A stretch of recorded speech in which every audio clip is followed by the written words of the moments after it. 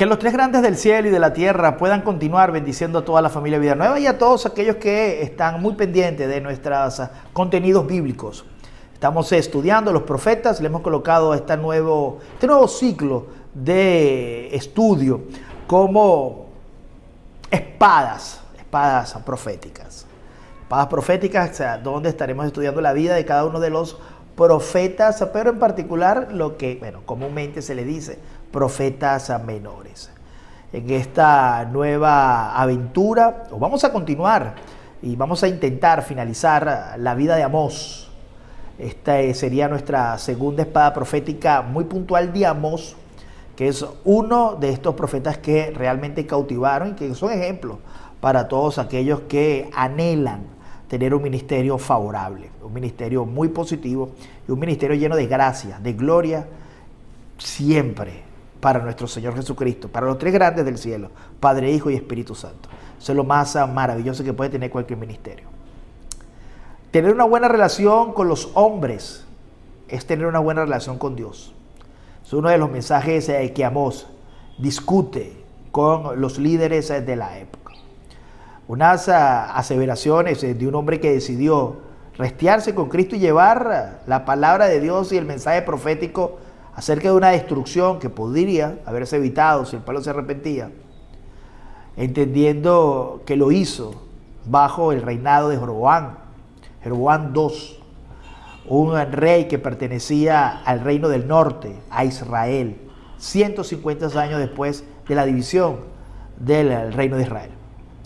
Este hombre desafió con este mensaje una buena relación con los hombres. Es sinónimo de tener una buena relación con Dios, cosa la cual en muchas ocasiones llamó hipócrita al conjunto de liderazgo corrompido, adúltero, fornicario, este liderazgo israelita que oprimía al pobre y vejaba a todo aquel que no tenía opulencia, que no tenía riquezas, que llegó a venderlo como esclavo, entendiendo de que esas bendiciones que ellos intentaron poseer, lo habíamos dicho en nuestra espada profética anterior, de que Jeroboam II, había tenido cierta prosperidad, pero que no era una prosperidad bendecida por Dios. Era una prosperidad que tarde o temprano se iba a desintegrar, como la polilla se come a la madera.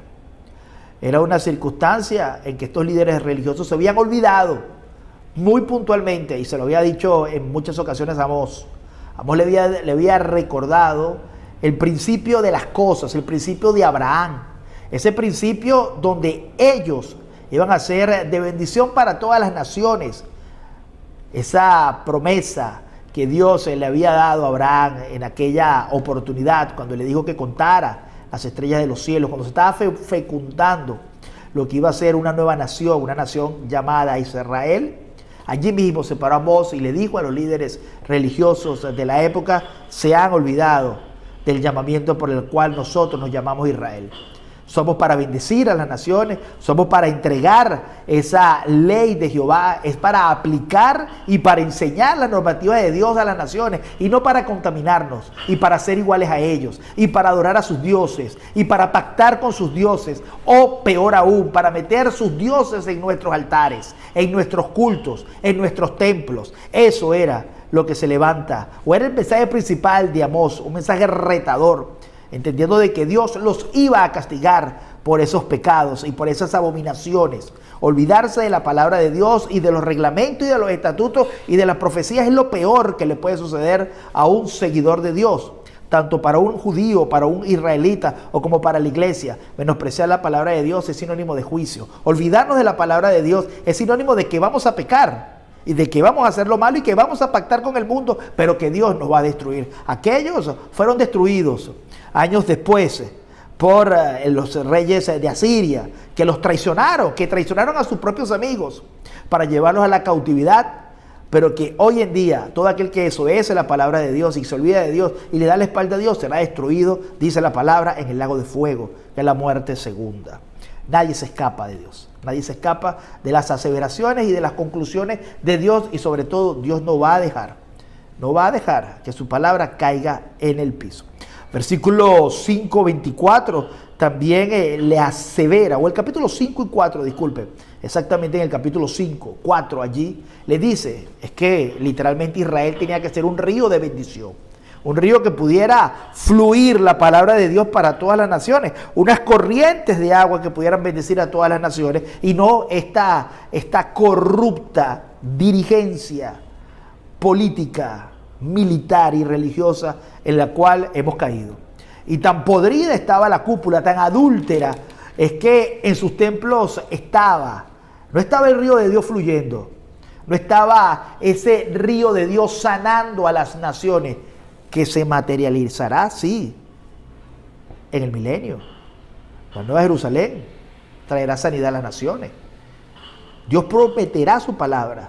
Lo dijo la pastora Yosmar en las espadas proféticas anteriores. Es de doble cumplimiento. Todas estas profecías que están aquí se cumplieron en su momento, pero también se cumplirán en el futuro.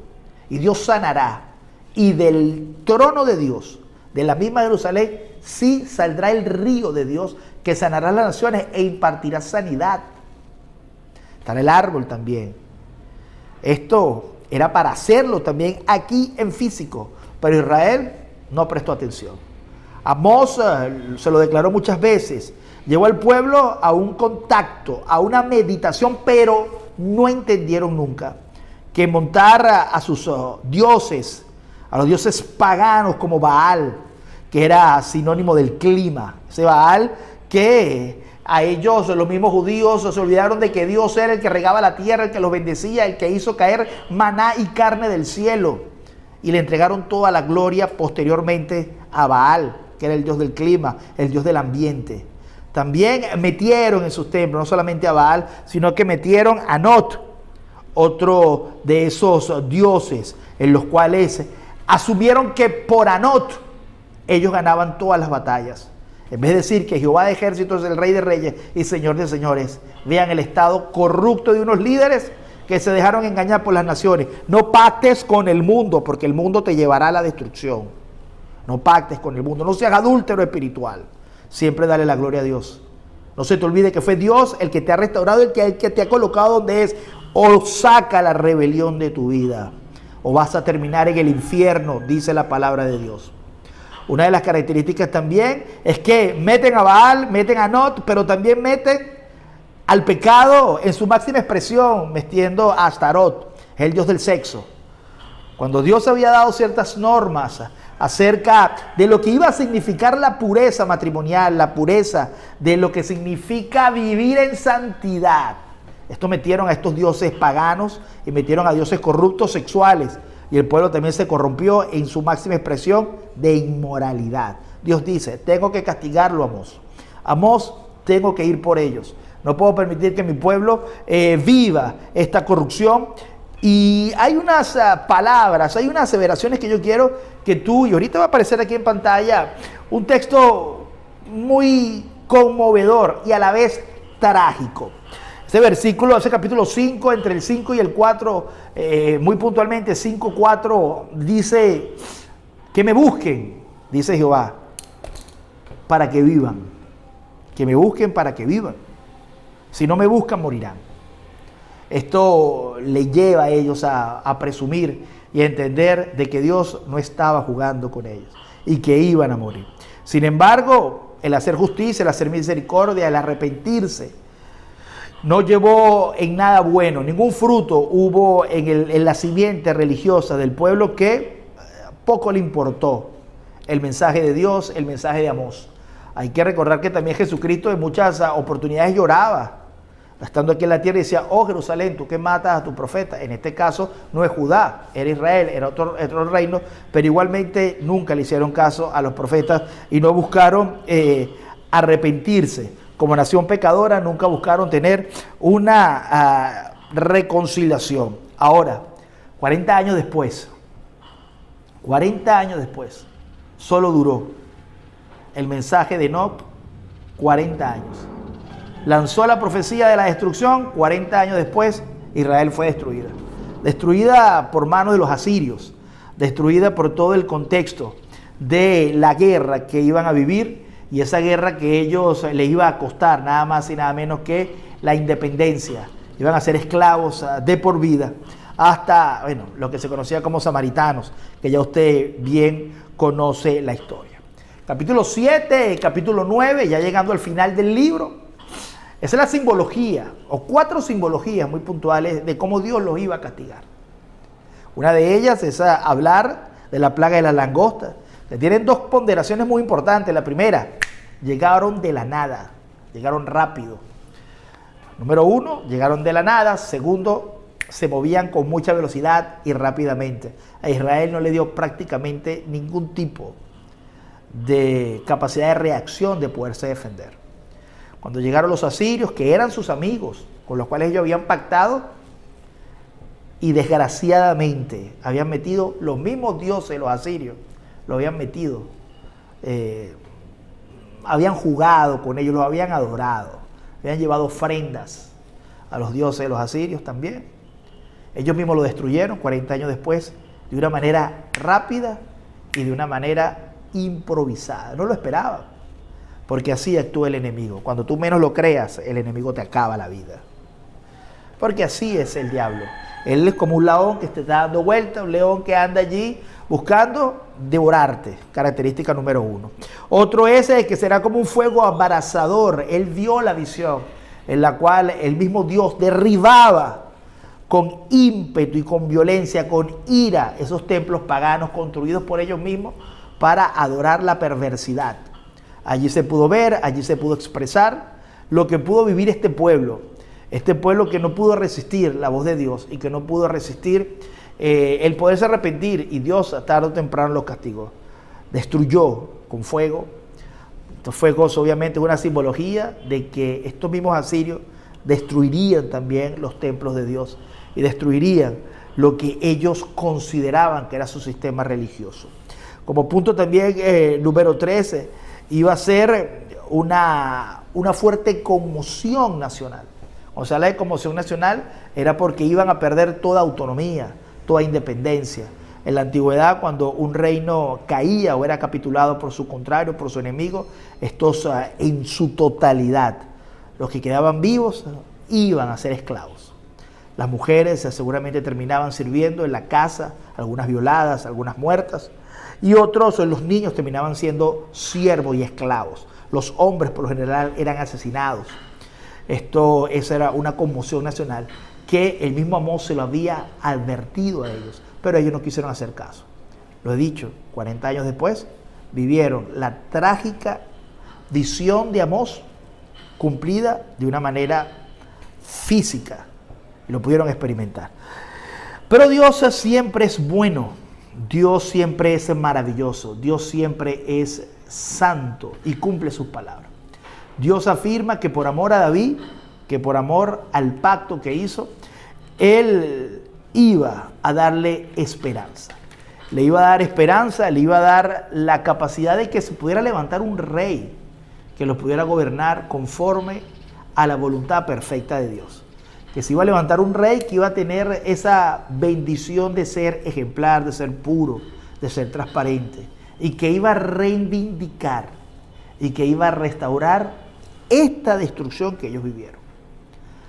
Cualquier judío pensará, ¿cuándo será esto?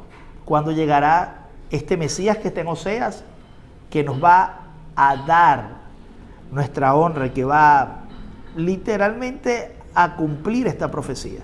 ¿Quién va a ser? Usted lo sabe, yo lo sé. Será Jesucristo, cuando venga en el milenio, cuando venga y los libre de las batallas de Armagedón y de todo este contexto, y pueda dignificar y pueda darle a ellos lo que está escrito en la palabra de Dios. Israel siempre será Israel, siempre será el pueblo de Dios. Y Dios está comprometido a darle un rey que los gobierne como ellos se merecen y que no habrá pecado en su reino.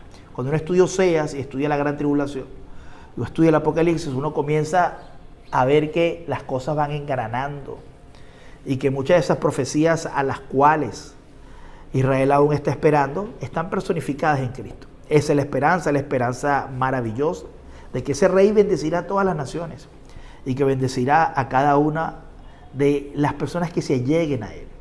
Actualmente, cuando uno vive el pueblo de Israel o esta división, o este profeta Amós, igual que Oseas, que pudieron predecir el futuro de Israel, el futuro de uno de esos dos reinos que se dividió, podemos ver que en la actualidad Israel ha durado mucho tiempo siendo perseguido, siendo maltratado, siendo vejado, siendo humillado, y en muchas otras oportunidades han querido exterminar esta nación. Esto es consecuencia también de todos estos pecados bíblicos que estaban por allí. Dios se los dijo: te voy a esparcir por las naciones y serás de vergüenza. ¿Por qué? Porque no escucharon el mensaje de Dios. Pagaron sus consecuencias, bueno, y ya a raíz de la década de los 40, cuando Israel logra su independencia, cuando a Israel le entregan una de esas, o un territorio en Palestina, es que comienza poco a poco a construir cierta libertad. Pero antes de la década de los 40, Israel, ¿qué comía Israel? A nivel de territorio, de firmeza, de imperio, de república, nada. Estaban esparcidos literalmente por toda Europa.